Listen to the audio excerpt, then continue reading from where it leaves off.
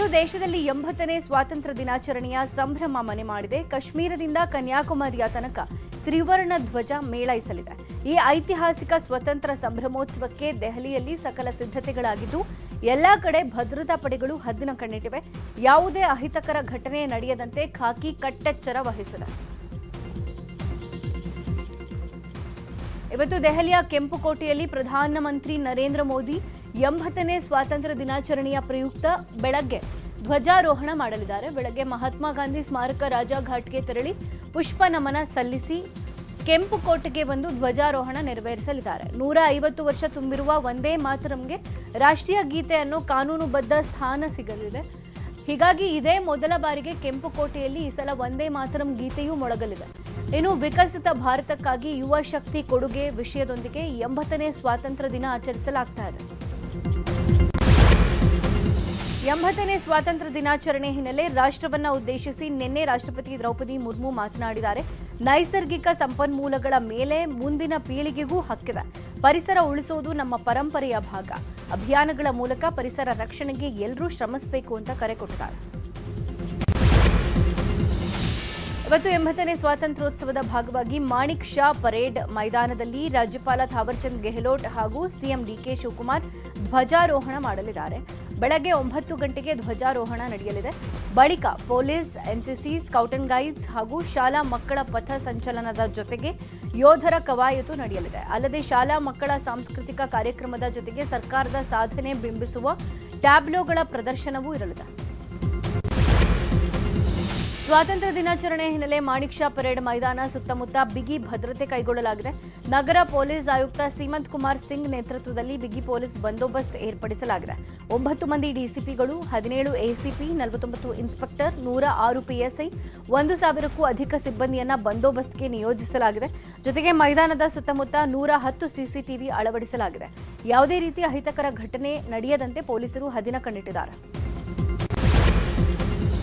ಇನ್ನು 80ನೇ ಸ್ವಾತಂತ್ರ್ಯ ದಿನಾಚರಣೆ ಹಿನ್ನೆಲೆ ಇವತ್ತು ವಿಧಾನಸೌಧದಲ್ಲಿ ಫ್ರೀಡಂ ಹಬ್ಬ ಕಾರ್ಯಕ್ರಮ ನಡೆಯಲಿದೆ. ಈ ಕಾರ್ಯಕ್ರಮಕ್ಕೆ ಬೇರೆ ಬೇರೆ ರಾಜ್ಯಗಳಿಂದ ಒಟ್ಟು 15 ಕಲಾ ತಂಡಗಳು ಆಗಮಿಸಿ ಭಾಗವಹಿಸ್ತಾ ಇವೆ. ವಿಧಾನಸೌಧ ಮುಂಭಾಗದ ಅಂಬೇಡ್ಕರ್ ಬೀದಿಯಲ್ಲಿ ಜಾಥಾ ಇರಲಿದೆ. ಸ್ವಾತಂತ್ರ್ಯದ ಬಗ್ಗೆ ಮಾಹಿತಿ ನೀಡುವ ಉದ್ದೇಶದಿಂದ ನಡೆಸಲಾಗ್ತಾ ಇರುವ ಹಬ್ಬ ಇದಾಗಿದ್ದು ಫುಡ್ ಸ್ಟಾಲ್ಸ್, ಕ್ರಾಫ್ಟ್ಗಳ ಮೇಳ ಕೂಡ ಇರುತ್ತೆ. ಮಧ್ಯಾಹ್ನ 12 ಗಂಟೆಯಿಂದ ರಾತ್ರಿ 10 ಗಂಟೆ ತನಕ ಕಾರ್ಯಕ್ರಮ ನಡೆಯುತ್ತೆ. ಕಾರ್ಯಕ್ರಮದಲ್ಲಿ ಭಾಗಿಯಾಗೋಕೆ ಸಾರ್ವಜನಿಕರು ಈಗಾಗಲೇ ಆನ್ಲೈನ್ ಮೂಲಕ QR ಕೋಡ್ ಅನ್ನು ಕಡ್ಡಾಯವಾಗಿ ಪಡೆದಿರಬೇಕು. ಒಟ್ಟು 18 ಗೇಟ್ಗಳ ಮೂಲಕ ಸಾರ್ವಜನಿಕರಿಗೆ ಎಂಟ್ರಿ ಇರುತ್ತೆ. ಇನ್ನು ಇವತ್ತು ಫ್ರೀಡಂ ಹಬ್ಬದ ಹಿನ್ನೆಲೆ ವಿಧಾನಸೌಧ ಮೆಟ್ರೋ ನಿಲ್ದಾಣ ಹಾಗೂ ವಿಧಾನಸೌಧದ ಮುಂಭಾಗದ ಅಂಬೇಡ್ಕರ್ ರಸ್ತೆ ಬಂದ್ ಆಗಿರುತ್ತೆ. ಬದಲಿಗೆ ವಿಧಾನಸೌಧ ಸುತ್ತಮುತ್ತ ಸಂಚಾರಕ್ಕಾಗಿ ರಸ್ತೆಗಳ ಮಾರ್ಪಾಡು ಮಾಡಲಾಗಿದೆ. ಈ ಫ್ರೀಡಂ ಹಬ್ಬಕ್ಕೆ ಸಾವಿರಾರು ಜನ ಸೇರಲಿದ್ದು ಅಂಬೇಡ್ಕರ್ ರಸ್ತೆಯ ಮೂಲಕ KR ಸರ್ಕಲ್ ಕಡೆಗೆ ಸಂಚಾರ ನಿರ್ಬಂಧ ವಿಧಿಸಲಾಗಿದೆ. ಜೊತೆಗೆ ಶಿವಾಜಿನಗರ, ವಸಂತ್ ನಗರ ಕಡೆಗೆ ಎಲ್ಲಾ ರೀತಿಯ ವಾಹನಗಳ ಸಂಚಾರಕ್ಕೆ ನಿರ್ಬಂಧ ಹೇರಲಾಗಿದೆ. ಸಂಚಾರ ನಿರ್ಬಂಧಿತ ರಸ್ತೆಗಳಿಗೆ ಪರ್ಯಾಯ ಮಾರ್ಗಗಳ ವ್ಯವಸ್ಥೆ ಕೂಡ ಮಾಡಲಾಗಿದೆ. ಸಚಿವ ಜಮೀರ್ ಅಹ್ಮದ್ ಆಗ್ರಹದಂತೆ ಯಾವ ಜಿಲ್ಲೆಯ ಉಸ್ತುವಾರಿಯನ್ನು ಸಿಎಂ ಡಿಕೆಶಿ ಕೊಡಲ್ಲ. ಸ್ವಾತಂತ್ರ್ಯೋತ್ಸವದ ಧ್ವಜಾರೋಹಣ ನೆರವೇರಿಸುವ ಉಸ್ತುವಾರಿಗಳ ನೇಮಕ ಜೊತೆಗೆ ಜಿಲ್ಲೆಗಳಿಗೂ ಉಸ್ತುವಾರಿ ಸಚಿವರನ್ನ ನೇಮಿಸಿ ಸಿಎಂ ಆದೇಶ ಹೊರಡಿಸಿದ್ದಾರೆ. ವಿಜಯನಗರ ಜಿಲ್ಲಾ ಉಸ್ತುವಾರಿ ಸಚಿವರಾಗಿ ಬಸಂತಪ್ಪ ನೇಮಕ ಆಗಿದ್ದಾರೆ. ಜಿಲ್ಲೆಯಿಂದ ವಿನಾಯಿತಿ ನೀಡುವಂತೆ ಸಿಎಂಗೆ ಸಚಿವ ಜಮೀರ್ ಪತ್ರ ಬರೆದಿದ್ದಾರೆ. ಬೆಂಗಳೂರಲ್ಲಿ ಹಿಂದೂ ಜಾಗರಣ ವೇದಿಕೆಯಿಂದ ಮಧ್ಯರಾತ್ರಿ ಸ್ವಾತಂತ್ರ್ಯ ದಿನಾಚರಣೆ ಆಚರಿಸಲಾಗಿದೆ. ಬಿಜೆಪಿ ರಾಷ್ಟ್ರೀಯ ಸಂಘಟನಾ ಪ್ರಧಾನ ಕಾರ್ಯದರ್ಶಿ BL ಸಂತೋಷ್ ಧ್ವಜಾರೋಹಣ ನೆರವೇರಿಸಿದ್ದಾರೆ.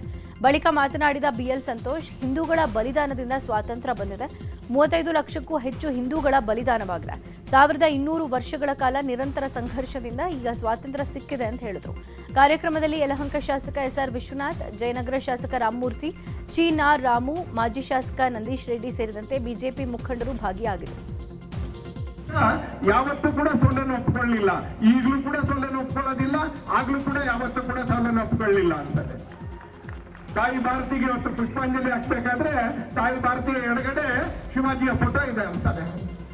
ಒಬ್ಬ ಶಿವಾಜಿ ಮಹಾರಾಜ, ಒಬ್ಬ ರಾಣಾ ಪ್ರತಾಪ, ಒಬ್ಬ ಕೃಷ್ಣದೇವರಾಯ, ಒಬ್ಬ ಹಕ್ಕಬುಕ್ಕ, ಒಬ್ಬ ಕಿತ್ತೂರು ರಾಣಿ ಚೆನ್ನಮ್ಮ, ಒಬ್ಬ ತಂಗೊಳ್ಳಿ ರಾಯಣ್ಣ, ನಮಗ್ ಸಾಕು. ಈ ದೇಶ ಏನು ಅಂತ ಜಗತ್ತಿಗೆ ತೋರಿಸ್ಲಿಕ್ಕೆ, ಈ ದೇಶ ಏನು ಅಂತ ಜಗತ್ತಿಗೆ ತೋರಿಸ್ಲಿಕ್ಕೆ ಇಂಥ ನೂರಾರು ಹೆಸರುಗಳನ್ನ ನಾವು ಹೇಳ್ತಾ ಹೋಗ್ಬೋದು.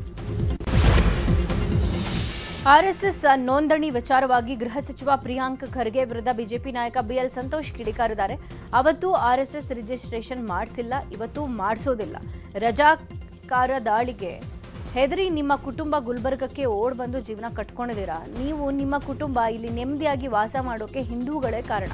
ಅವತ್ತು ನೀವು ಓಡಿ ಬಂದು ರಜಾಕರ ವಿರುದ್ಧ ನಿಂತಿದ್ದು ಇದೇ ಆರ್ಎಸ್ಎಸ್. ಆಗ್ಲೂ ಆರ್ಎಸ್ಎಸ್ ರಿಜಿಸ್ಟರ್ ಆಗಿರಲಿಲ್ಲ, ಈಗ ಆಗೋದು ಇಲ್ಲ ಅಂತ ಬಿಎಲ್ ಸಂತೋಷ್ ಗುಡುಗಿದ್ದಾರೆ. ವಿರೋಧ ಪಕ್ಷದ ನಾಯಕರು ಮಲ್ಲಿಕಾರ್ಜುನ್ ಖರ್ಗೆ ಇಡೀ ಕುಟುಂಬ ಹೈದರಾಬಾದಿನ ರಜಾಕಾರರ ಹಲ್ಲೆಯನ್ನ ಎದುರಿಸಿ ಗುಲ್ಬರ್ಗ ಕಡೆ ಓಡ್ ಬಂತು. ಆ ರಜಾಕಾರರನ್ನ ಎದುರಿಸಿದ್ದು ಆರ್ಎಸ್ಎಸ್ ನವರೇ. ನಾನು ಗೃಹ ಮಂತ್ರಿಗಳಿಗೆ ಹೇಳ್ತೀನಿ, ನಿಮ್ ಪೊಲೀಸ್ನವರು ಅಲ್ಲ, ನಿಮ್ಮ ವಂಶಸ್ಥರು ಅಲ್ಲ. ಆ ರಜಾಕಾರನ ಎತ್ತಿದ್ದು, ಆ ರಜಾಕಾರನ ಎದುರಿಸಿದ್ದು ಇದೇ ಆರ್ಎಸ್ಎಸ್ ನವರು. ಇದೇ ಆರ್ಎಸ್ಎಸ್ ನವರು. ನಿಮ್ ಕುಟುಂಬ ಓಡ್ ಬಂತು ಗುಲ್ಬರ್ಗಕ್ಕೆ. ನೀವು ಇದ್ದ ಗ್ರಾಮದಿಂದ ಕುಟುಂಬ ಓಡ್ ಬಂತು. ನಿಮ್ಮ ಅಪ್ಪ ಹುಟ್ಟು ಬಟ್ಟೆಯಲ್ಲಿ ಓಡ್ಬೇಕಾಗಿ ಬಂತು ಅಂತ ಓಡ್ ಬರ್ಬೇಕಾಗಿ ಬಂತು. ಇವತ್ತು ಸಂಘದ ಬಗ್ಗೆ ಬಿಟ್ಟು ತೋರಿಸ್ತೀರಿ. ಅದೇ ಸಂಘ ರಜಾಕಾರರ ವಿರುದ್ಧ ಹೋರಾಡಿದ್ದು, ಅದೇ ಸಂಘ ವಿಭಜನೆಯಲ್ಲಿ ಹಿಂದೂಗಳಿಗೆ ಧೈರ್ಯಕ್ಕೆ ಅಂತ ನಿಂತ್ಕೊಂಡಿದ್ದು, ಹಿಂದೂಗಳಿಗೆ ಧೈರ್ಯಕ್ಕೆ ಅಂತ ನಿಂತ್ಕೊಂಡಿತ್ತು ಅಂತಾರೆ. ಆ ಪೊಲೀಸರು ಸಹಾಯಕ್ಕೆ ಬರಲಿಲ್ಲ, ರಾಜಕೀಯದವರು ಸಹಾಯಕ್ಕೆ ಬರಲಿಲ್ಲ. ಸಣ್ಣ ಹುಡುಗರು RSS ಕಾರ್ಯಕರ್ತರು, ಸಣ್ಣ ಕಾರ್ಯಕರ್ತರು ತಾವು ಎಲ್ಲೆಲ್ಲಿ ಇದೀವೋ ಅಲ್ಲೆಲ್ಲ ಹಿಂದೂಗಳನ್ನ ರಕ್ಷಣೆ ಮಾಡಿದ್ರು. ಹಿಂದೂಗಳನ್ನ ಅತ್ಯಂತ ಜೋಪಾನವಾಗಿ ರಾಜ್ಯಸಭೆಯ ವಿರೋಧ. ರಾಜ್ಯದಲ್ಲಿ ಗುಟ್ಕಾ ನಿಷೇಧ ಆದೇಶ ಶೀಘ್ರವೇ ವಾಪಸ್ ಆಗೋ ಸಾಧ್ಯತೆ ಇದೆ. ಸಿಎಂ ಗಮನಕ್ಕೆ ತಾರದೆ ಗುಟ್ಕಾ ನಿಷೇಧ ಮಾಡಿದ್ದಕ್ಕೆ ಸಿಎಂ ಡಿಕೆ ಶಿವಕುಮಾರ್ ಗರಂ ಆಗಿದ್ದಾರೆ. ಗುಟ್ಕಾ ನಿಷೇಧದಿಂದ ಅಡಿಕೆ ಬೆಳೆಗಾರರಿಗೆ ಹೊಡೆತ ಬೀಳಲಿದೆ. ಸರ್ಕಾರದ ನಿರ್ಧಾರಕ್ಕೆ ಶಾಸಕರು ಅಸಮಾಧಾನ ವ್ಯಕ್ತಪಡಿಸಿದ್ರು. ಇಷ್ಟೇ ಅಲ್ಲದೆ ಕೂಡಲೇ ಆದೇಶ ಹಿಂಪಡೆಯುವಂತೆ ಸಿಎಂಗೆ ಮನವಿ ಮಾಡಿದರು. ನಿನ್ನೆ ಶಾಸಕ ಅರಗ ಜ್ಞಾನೇಂದ್ರ ನೇತೃತ್ವದ ನಿಯೋಗ ಭೇಟಿ ನೀಡಿ ಮನವಿ ಮಾಡಿತು. ಈ ಬೆನ್ನಲ್ಲೇ ನನಗೆ ಗುಟ್ಕಾ ಬ್ಯಾನ್ ನಿರ್ಧಾರದ ಬಗ್ಗೆ ಮಾಹಿತಿ ಇರಲಿಲ್ಲ ಅಂತ ಹೇಳಿದ್ರು. ವಿಧಾನಸಭೆ ಉಪಸಭಾಧ್ಯಕ್ಷ ಸ್ಥಾನಕ್ಕೆ ಚುನಾವಣೆಗೆ ದಿನಾಂಕ ನಿಗದಿಯಾಗಿದೆ. ಆಗಸ್ಟ್ 18ನೇ ತಾರೀಕು ಚುನಾವಣೆ ನಿಗದಿಗೊಳಿಸಿ ಸ್ಪೀಕರ್ ಜಿಎಸ್ ಪಾಟೀಲ್ ಆದೇಶ ಹೊರಡಿಸಿದ್ದಾರೆ. ಈಗಾಗಲೇ ಡೆಪ್ಯೂಟಿ ಸ್ಪೀಕರ್ ಹುದ್ದೆಗೆ ಕಾಂಗ್ರೆಸ್ನಿಂದ ಶಾಸಕ ಮಂಕಾಳ ವೈದ್ಯ ಹೆಸರು ಪ್ರಕಟ ಆಗಿದೆ. ರಾಜ್ಯದಲ್ಲಿ ಬಿಪಿಎಲ್ ಕಾರ್ಡ್ ಪರಿಷ್ಕರಣೆ ತಾತ್ಕಾಲಿಕವಾಗಿ ಸ್ಥಗಿತಗೊಳಿಸೋಕೆ ಆಹಾರ ಇಲಾಖೆ ಸಚಿವ ರಿಜ್ವಾನ್ ಅರ್ಷದ್ ಸೂಚನೆ ಕೊಟ್ಟಿದ್ದಾರೆ. ಈಗಿನಿಂದಲೇ ಪರಿಷ್ಕರಣೆ ನಿಲ್ಲಿಸುವಂತೆ ಅಧಿಕಾರಿಗಳಿಗೆ ಸಚಿವರು ಸೂಚಿಸಿದ್ದಾರೆ. ಈ ಕುರಿತು ಪ್ರತಿಕ್ರಿಯೆ ಕೊಟ್ಟಿರುವ ಸಚಿವ ರಿಜ್ವಾನ್ ಅರ್ಷದ್ 2,65,00,000 ಕಾರ್ಡ್ KYC ಆಗಬೇಕಾಗಿದೆ. ಎಷ್ಟು ಡಿಲೀಟ್ ಆಗುತ್ತೋ ಅಷ್ಟು ಸಂಖ್ಯೆಯ ಹೊಸ ಕಾರ್ಡ್ ಕೊಡ್ತೀವಿ. ಸೆಪ್ಟೆಂಬರ್ ಒಳಗೆ ಈ KYC ಪೂರ್ಣಗೊಳಿಸ್ತೀವಿ ಅಂತ ಹೇಳಿದರು. ಸಾರಿಗೆ ನೌಕರರಿಗೆ ವರಮಹಾಲಕ್ಷ್ಮಿ ಹಬ್ಬದ ಗಿಫ್ಟ್ ಸಿಕ್ಕಿದೆ. ಬಾಕಿ ಇರೋ ವೇತನದ ಪೈಕಿ 170 ಕೋಟಿ ಬಿಡುಗಡೆ ಮಾಡಲಾಗಿದೆ. ಕಾರ್ಮಿಕ ಸಂಘಟನೆಗಳ ಪ್ರತಿನಿಧಿಗಳೊಂದಿಗೆ ಸಭೆ ನಡೆಸಿದ ಬಳಿಕ ಸಚಿವ ಭೈರತಿ ಸುರೇಶ್ ಘೋಷಣೆ ಮಾಡಿದ್ದಾರೆ. 1,221 ಕೋಟಿ ರೂಪಾಯಿಗಳನ್ನು ನೌಕರರಿಗೆ ಪಾವತಿಸಬೇಕಾಗಿದ್ದು 450 ಕೋಟಿ ರೂಪಾಯಿ ಈಗಾಗಲೇ ಪಾವತಿಸಲಾಗಿದೆ. ಇನ್ನುಳಿದ 821 ಕೋಟಿ ಬಾಕಿ ಇದ್ದು ಸಿಎಂ ಅನುಮತಿಯ ಮೇರೆಗೆ 170 ಕೋಟಿ ರೂಪಾಯಿ ಬಿಡುಗಡೆ ಮಾಡಲಾಗಿದೆ. ರಾಜ್ಯದಲ್ಲಿ ಶೀಘ್ರದಲ್ಲೇ ಬಸ್ ದರ ಏರಿಕೆ ಆಗೋ ಸಾಧ್ಯತೆ ಇದೆ. ಈ ಬಗ್ಗೆ ಸಾರಿಗೆ ಸಚಿವ ಭೈರತಿ ಸುರೇಶ್ ಸುಳಿವು ಕೊಟ್ಟಿದ್ದಾರೆ. ಈಗಾಗಲೇ ಸಮಿತಿ ರಚನೆ ಮಾಡಿದ್ದು ಬಸ್ ಪ್ರಯಾಣ ದರ ಹೆಚ್ಚಳದ ಬಗ್ಗೆ ಅಧ್ಯಯನ ನಡೆಸಲಾಗ್ತಾ ಇದೆ. ಜನಸಾಮಾನ್ಯರಿಗೆ ಹೊರೆ ಆಗದ ರೀತಿಯಲ್ಲಿ ಪ್ರಯಾಣ ದರವನ್ನು ಹೆಚ್ಚಳ ಮಾಡೋ ನಿರ್ಧಾರ ಮಾಡಲಾಗಿದೆ. ಸಮಿತಿ ಕೊಡೋ ವರದಿ ಮೇಲೆ ಸಂಪುಟದಲ್ಲಿ ಚರ್ಚೆ ಮಾಡಿ ತೀರ್ಮಾನ ಮಾಡೋದಾಗಿ ಹೇಳಿದ್ದಾರೆ. ಎಐಸಿಸಿ ಅಧ್ಯಕ್ಷ ಮಲ್ಲಿಕಾರ್ಜುನ ಖರ್ಗೆ ಅವರು ರ್ಯಾಲಿ ನಡೆಸಿದ ಸ್ಥಳದಲ್ಲಿ ಶುದ್ಧೀಕರಣ ಮಾಡಬೇಕು ಅನ್ನೋ ಹೇಳಿಕೆ ಭಾರಿ ಸದ್ದು ಮಾಡ್ತಾ ಇದೆ. ಯಾದಗಿರಿಯಲ್ಲಿ ಈ ಕುರಿತು ಮಾಜಿ ಸಚಿವ ರಾಜುಗೌಡ ರಿಯಾಕ್ಷನ್ ಕೊಟ್ಟಿದ್ದಾರೆ. ಇಂದಿನ ಆಧುನಿಕ ಕಾಲದಲ್ಲೂ ದಲಿತರನ್ನ ಕಡೆಗಣಿಸೋ ರೀತಿಯಲ್ಲಿ ನಡೆದುಕೊಳ್ಳೋದು ಸರಿಯಲ್ಲ. ಖರ್ಗೆ ಸಾಹೇಬ್ರು ಹಿರಿಯ ಹಾಗೂ ದೊಡ್ಡ ನಾಯಕರು. ವಿರೋಧ ಪಕ್ಷದ ನಾಯಕರನ್ನೋ ಕಾರಣಕ್ಕೆ ಅಥವಾ ದಲಿತರೆಂಬ ಕಾರಣಕ್ಕೆ ಇಂಥ ಕೃತ್ಯ ಎಸಗಿದ್ರೆ ಅವರಂಥ ಮೂರ್ಖರು ಮತ್ತೊಬ್ಬರಿಲ್ಲ. ದಲಿತರನ್ನ ದೂರ ಇಟ್ಟು ಹಿಂದುತ್ವ ಅಂದ್ರೆ ಒಳ್ಳೆಯದು ಆಗಲ್ಲ ಅಂತ ಗುಡುಗಿದ್ದಾರೆ. ರೇಣುಕಾಸ್ವಾಮಿ ಕೊಲೆ ಪ್ರಕರಣದಲ್ಲಿ ನಟ ದರ್ಶನ್ಗೆ ಬಿಗ್ ಶಾಕ್ ಎದುರಾಗಿದೆ. ಪ್ರಕರಣದ 14ನೇ ಆರೋಪಿ ಪ್ರದೂಷ್ ಮಾಫಿ ಸಾಕ್ಷಿ ಆಗೋಕೆ ಕೋರ್ಟ್ಗೆ ಅರ್ಜಿ ಸಲ್ಲಿಸಿರುವುದು ಪ್ರಕರಣಕ್ಕೆ ರೋಚಕ ತಿರುವು ಕೊಟ್ಟಿತ್ತು. ಈ ಬಗ್ಗೆ ದರ್ಶನ್ ಪರ ವಕೀಲರಾದ ಮೊಹಮ್ಮದ್ ಮುಬಾರಕ್ ನ್ಯೂಸ್ 18 ಜೊತೆ ಮಾತಾಡಿದ್ದಾರೆ. 60 ಸಾಕ್ಷಿಗಳ ಪೈಕಿ 22 ಸಾಕ್ಷಿಗಳ ವಿಚಾರಣೆ ಆಗಿದೆ. ಕೆಲವು ಎವಿಡೆನ್ಸ್ಗಳು ನಮ್ಮ ಪರವಾಗೇ ಬಂದಿದೆ. ಶೀಘ್ರವೇ ದರ್ಶನ್ ಅಭಿಮಾನಿಗಳಿಗೆ ಗುಡ್ ನ್ಯೂಸ್ ಕೊಡ್ತೀವಿ ಅಂತ ಹೇಳಿದ್ದಾರೆ. ಪರಪ್ಪನ ಅಗ್ರಹಾರ ಜೈಲಿನ ಪ್ರಜ್ವಲ್ ಬ್ಯಾರಕ್ನಲ್ಲಿ ಪತ್ತೆಯಾಗಿದ್ದ ಮೊಬೈಲ್, ಪೆನ್ ಡ್ರೈವ್ ಹಾಗೂ ಇತರೆ ವಸ್ತುಗಳನ್ನು ಸೀಸ್ ಮಾಡಲಾಗಿತ್ತು. ಇದೀಗ ಎಲ್ಲಾ ವಸ್ತುಗಳನ್ನು ಓಪನ್ ಮಾಡೋಕೆ ACJM ಕೋರ್ಟ್ನಿಂದ ಪರಪ್ಪನ ಅಗ್ರಹಾರ ಪೊಲೀಸರು ಅನುಮತಿ ಪಡೆದಿದ್ದಾರೆ. ಸೀಲ್ ಓಪನ್ ಮಾಡಿ mobile phone pen drive decode ಮಾಡೋಕೆ ಪೊಲೀಸರು ಎಫ್ಎಸ್ಎಲ್ಗೆ ರವಾನಿಸಲಿದ್ದಾರೆ. ಹಾಗೆ ಈ ವಸ್ತುಗಳನ್ನು ಕೊಟ್ಟವ್ರು ಯಾರು ಅಂತಲೂ ವಿಚಾರಣೆ ಮಾಡಲಾಗ್ತಾ ಇದೆ. ಜೈಲಲ್ಲಿ ಪ್ರಜ್ವಲ್ ರೇವಣ್ಣ ಮೊಬೈಲ್ನಲ್ಲಿ ಮಾತನಾಡಿದ ವಿಡಿಯೋ ರಾಜ್ಯದಲ್ಲಿ ಭಾರಿ ಸದ್ದು ಮಾಡ್ತಾ ಇದೆ. ಅಲ್ಲದೆ ನಿನ್ನೆ ಮತ್ತೆ ಅಧಿಕಾರಿಗಳು ಪರಪ್ಪನ ಅಗ್ರಹಾರ ಜೈಲಿನ ಮೇಲೆ ದಾಳಿ ಮಾಡಿದಾಗ ಮತ್ತೆ ಮೊಬೈಲ್ ಪೆನ್ ಡ್ರೈವ್ ಪತ್ತೆ ಆಗಿದೆ. ಇದರ ಬೆನ್ನಲ್ಲೇ ಕಾರಾಗೃಹ ಡಿಜಿಪಿ ಅಲೋಕ್ ಕುಮಾರ್, ಡಿಐಜಿ ಜಿನೇಂದ್ರ ಗಣಗಾವಿ ಜೈಲಿಗೆ ಭೇಟಿ ನೀಡಿ ವಸ್ತುಸ್ಥಿತಿ ಬಗ್ಗೆ ಮಾಹಿತಿ ಪಡ್ಕೊಂಡಿದ್ದಾರೆ. ಅಕ್ರಮಗಳಿಗೆ ಬ್ರೇಕ್ ಹಾಕುವಂತೆ ಅಧಿಕಾರಿಗಳಿಗೆ ತಾಕೀತು ಮಾಡಿದ್ದಾರೆ. ಹೂಡಿಕೆದಾರರಿಗೆ ವಂಚನೆ ಆರೋಪ ಕೇಸ್ನಲ್ಲಿ ಶಿವಂ ಅಸೋಸಿಯೇಟ್ಸ್ ಕಂಪನಿ ಮಾಲೀಕ ಶಿವಾನಂದ ನೀಲಣ್ಣನವರನ್ನ ಇಡಿ ಅಧಿಕಾರಿಗಳು ಬಂಧಿಸಿದ್ದಾರೆ. ವಿಚಾರಣೆಗೆ ಮಂಗಳೂರಿನ ಇಡಿ ಕಚೇರಿಗೆ ಶಿವಾನಂದ ನೀಲಣ್ಣನವರ್ ಹಾಜರಾಗಿದ್ದರು. ವಿಚಾರಣೆ ಮಾಡಿದ ಇಡಿ ಅಧಿಕಾರಿಗಳು ಬಂಧಿಸಿದ್ದಾರೆ. ಕೋರ್ಟ್ಗೆ 12 ದಿನಗಳ ಕಾಲ ಕಸ್ಟಡಿಗೆ ಪಡೆದು ವಿಚಾರಣೆ ಮಾಡಲಾಗ್ತಾ ಇದೆ. 2027ರ ಜನಗಣತಿಗೆ ಕೇಂದ್ರ ಗೃಹ ಸಚಿವಾಲಯ ಪ್ರಶ್ನಾವಳಿ ಪ್ರಕಟಿಸಿದೆ. ಒಟ್ಟು 40 ಪ್ರಶ್ನೆಗಳನ್ನು ಒಳಗೊಂಡಿದ್ದು ಪೋಷಕರ ವಿವರ, ಆಧಾರ್ ಸಂಖ್ಯೆ, ಮೊಬೈಲ್ ಸಂಖ್ಯೆ, ಬ್ಯಾಂಕ್ ಖಾತೆಗಳ ವಿವರ, ಕೆಲಸದ ಸ್ಥಳಕ್ಕೆ ಪ್ರಯಾಣಿಸುವ ಮಾರ್ಗ, ಧರ್ಮ, ಜಾತಿಯಂತಹ ಪ್ರಮುಖ ಮಾಹಿತಿಗಳನ್ನು ಜನಗಣತಿಯ ವೇಳೆ ಗಣತಿದಾರರು ಸಂಗ್ರಹಿಸಲಿದ್ದಾರೆ.